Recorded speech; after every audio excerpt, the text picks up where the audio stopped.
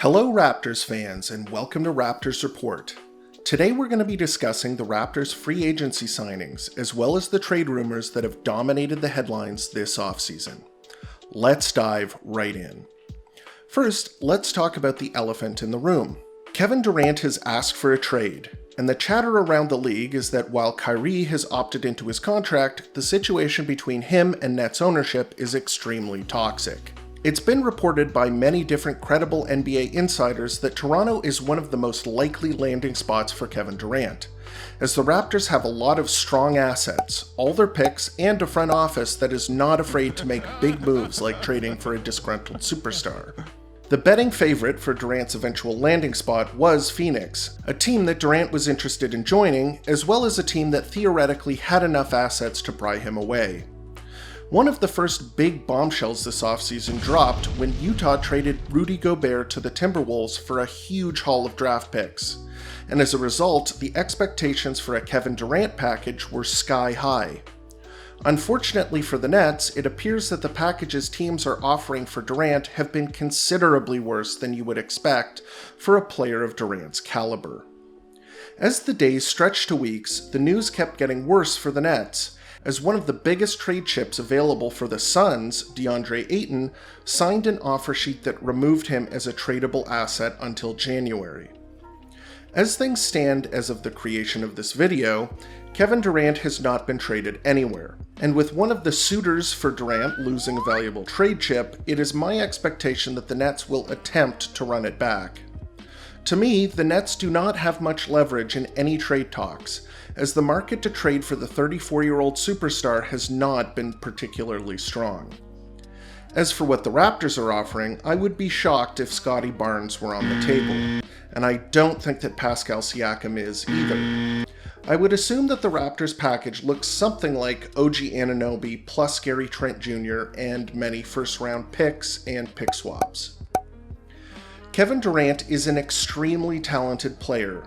He's one of the best scorers of all time, a great defender, and a player that you can essentially build your entire team around. The issue is that the contention window for him is very small at this point. At 34 years old with legitimate injury concerns, the goal if you were to acquire Durant would be to win a championship that season, a la Kawhi Leonard. His contract is for 4 more years, but he will likely not remain a top 5 player in the league for the duration of his contract, in my opinion. On top of that, the Nets themselves are a lesson that you cannot win with star power alone. You need to surround Durant with capable role players and secondary stars. Otherwise, like the Nets, you're probably looking at an early playoff exit. I, like you, will be watching the Durant situation very carefully.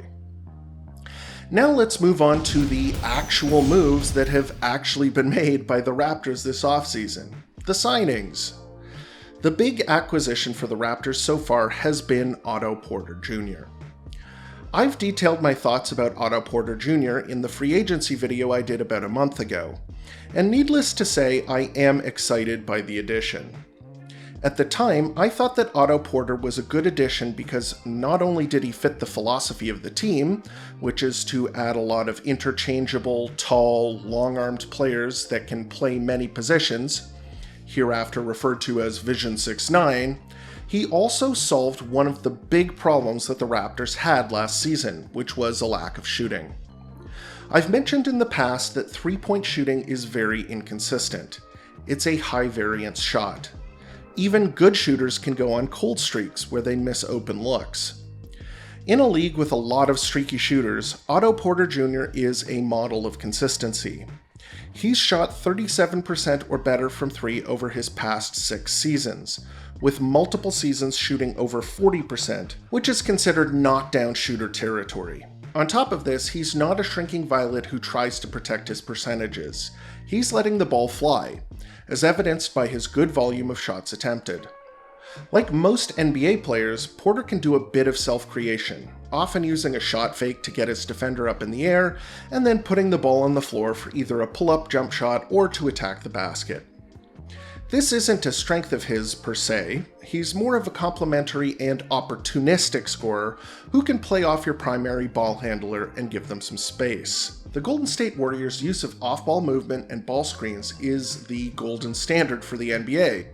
And in that system, he used that off-ball movement in order to get open and uses gravity as a shooter to shift the defense. The Raptors' offensive system is not as intricate as the Warriors, but they do run some off-ball plays, and Porter could execute those pretty easily. So in terms of what Porter brings on offense, it should be a very nice fit. The Raptors struggled shooting the ball, and he helps with that, and the Raptors lacked offensive depth, which he certainly helps with as well. On the other end of the floor, Porter fits exactly what the Raptors are trying to do. I've spoken at length about the Raptors' defensive system, and it's not a bad time to reiterate the unique strategy that the Raptors employ on that end of the floor. Coach Nurse and the management of the team have adopted a very literal positionless basketball scheme, where they run out lineups of very tall, long players who can cover multiple positions.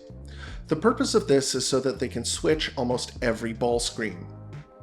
Ball screens are generally designed to create space for the ball handler and the screener. Switching is a defensive technique where instead of having the ball handler's defender run around the screen, the two defenders switch their defensive assignments, with the person covering the ball handler switching onto the screener and vice versa. When teams do this normally, it usually results in a small player guarding a big player and a big player guarding a small player, aka two mismatches. But when every defender is the same size and speed, well, guess what? There's no mismatch. By being able to switch every ball screen, you force the offensive team into what is essentially a series of isolation plays. There's no easy separation for the guard, so they will have to self-create, often against a couple of help defenders as well. Otto Porter fits this system perfectly, as he is right in that 6'8", 6'9" with a huge wingspan area that allows players to cover lots of different positions. He creates lots of deflections on the perimeter with his long reach and quick feet. He's a good rebounder, he helps protect the basket, he doesn't foul a lot, etc. He's your prototypical NBA defender. What's surprising to me is that the Raptors were able to acquire Otto for such a reasonable price. He signed for $12.4 million over 2 seasons, with the second being a player option.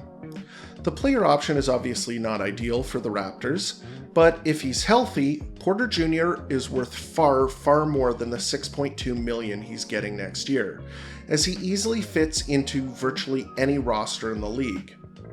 But hidden in that little paragraph is probably one of the reasons for the reasonable price tag: health. Prior to his standout season with the Warriors, where he played 63 regular season games, Porter had 2 straight seasons where he played under 30 games total. There is risk in this signing that Porter will at some point break down. This is complete speculation on my part, but I feel like part of the reason that Porter was so amenable to Toronto was their philosophy on load management. Kawhi, in his lone season with the Raptors, was carefully load managed, with designated breaks, days off on back-to-back games, and other techniques that helped keep him healthy for the championship stretch. It might seem a bit silly to consider load managing a role player like Otto Porter, but I've never had a problem with the practice, and if it's a way of keeping a player in top shape for the playoffs, I think it's something that the Raptors should at least consider. The Raptors made 2 other big signings this offseason, when they opted to retain both Chris Boucher and Thaddeus Young. Boucher and Young were 2 of the only contributors off the bench last season, so it's no surprise that the Raptors opted to bring them back. The dollar values are what I expect most fans to quibble with. Boucher was brought back at around $12 million per season over the next 3 years. Young was brought back on a 2-year, $8 million per year contract. The Boucher deal is a little richer than I had originally expected, but it's still in the realm of what's reasonable. The Thaddeus Young deal, on the other hand, was much higher than I had originally anticipated. The details are in the fine print, however. Thaddeus Young may have a $16 million contract over 2 years, but the Raptors have not fully guaranteed the final year of his deal.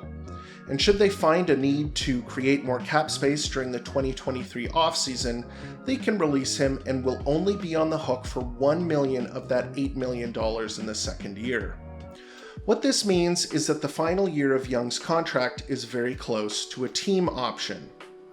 While I think that the price tags attached to both players are on the high side, I like them both as players. They fit the system, they play their roles well, and they give the Raptors the depth they need. Combined with the bargain that they got on Otto Porter, I'm more than satisfied with the signings that the Raptors made this offseason. And if this is the final product heading into the season, I'll call it a success. And that's this week's episode. What are your thoughts on the potential for a Kevin Durant trade? What would you be willing to give up if you were the Raptors? Did you like the signings that the Raptors made? Let me know here in the comments and also on Twitter, where you can reach me at RapsReport. Please leave a like and subscribe if you enjoyed the content. And as always, thanks for tuning in to Raptors Report, your source for in-depth Raptors content.